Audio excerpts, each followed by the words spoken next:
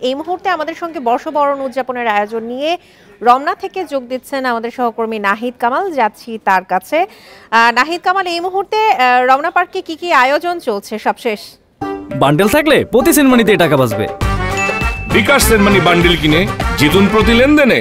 আসলে দিনভর যে বর্ষবরণের আয়োজন ছিল সেটি কিন্তু অনেকাংশেই সমাপ্তি ঘোষণা করেছে রমনা পার্ক কর্তৃপক্ষ এবং এখানে যতগুলো আয়োজন ছিল কিন্তু এখনও হাজার হাজার দর্শক কিন্তু ভিতরে অবস্থান করছেন। যদিও 5টার পর থেকে পার্ক কর্তৃপক্ষ জানিয়েছে এখানে আর কারো প্রবেশ করা যাবে না এবং যারা ভেতরে অবস্থান করছেন, যারা বর্ষবরণ উদযাপন করছে তাদেরকে যথাসময়ের মধ্যেই বেরিয়ে যাওয়ার জন্য বলা হচ্ছে। এখনও সেই মাইকিংটি চলছে কিন্তু ভেতরে এখনও হাজার হাজার দর্শকরা এখানে অবস্থান করছেন। আজকের ওয়েদারটাও অনেকটা বেশ কিছুটা ঠান্ডা রয়েছে এই পার্ক কেন্দ্রিক এরিয়াতে, যার কারণে অনেকেই পরিবারের ছোট সদস্য বড় সদস্য সবাইকে নিয়ে এই এরিয়াতে কিন্তু ঘুরে বেড়াচ্ছেন। আমি যদি এখানকার চিত্র এখনও দেখার চেষ্টা করি, প্রতিটা জায়গায় হাজার হাজার দর্শক দেখা যাচ্ছে যে এখনও পায়চারি করছে এবং তাদের যে আজকের আনন্দঘন মুহূর্তের মধ্যে দিয়ে যে উদযাপন সেই উদযাপন কিন্তু করতে দেখা যাচ্ছে। আমি আমার সহকর্মী সাকিনকে বলবো একটু যদি জুম করে দেখানো যায় যে পার্কের ভিতরে যেই দুটো ঠিক লেকের মাঝে যেই পানির উপরে দর্শনার্থীদের জন্য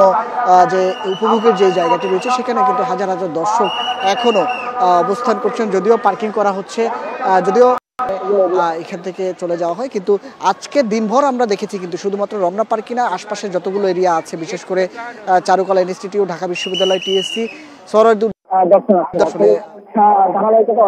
এবং সকাল থেকেই আবহাওয়া বিবেচনা করে অনেকেই সন্ধ্যা পর্যন্ত অপেক্ষা করছেন এবং তাদের প্রিয় মানুষকে নিয়ে আজকে বর্ষবরণ উদযাপন করছেন এবং এখনো দেখা যাচ্ছে আমাদের খুনসুটিতে মেতে আছে। সবকিছু মিলিয়ে এখন পর্যন্ত আইন শৃঙ্খলা বাহিনী যেটি বলছেন আজকের অনেকে খুনসুটিতে মেতে আছেন। সবকিছু মিলিয়ে এখন পর্যন্ত আইন শৃঙ্খলা বাহিনী যেটি বলছেন আজকের বর্ষবরণ যাতে নির্বিঘ্নে উদযাপন করতে পারে দেশবাসী, নগরবাসী, সেই লক্ষ্যে সব ধরনের ব্যবস্থা নেওয়া হয়েছে এবং শেষ মুহূর্তে যেন কোনো অপ্রীতিকর পরিস্থিতিও না ঘটে সেই দিকে তারা লক্ষ্য রাখছেন এবং প্রতিটি প্রবেশ গেটে কড়া নিরাপত্তার মধ্য দিয়ে কিন্তু দর্শনার্থীদের প্রবেশ এবং বের করা হচ্ছে।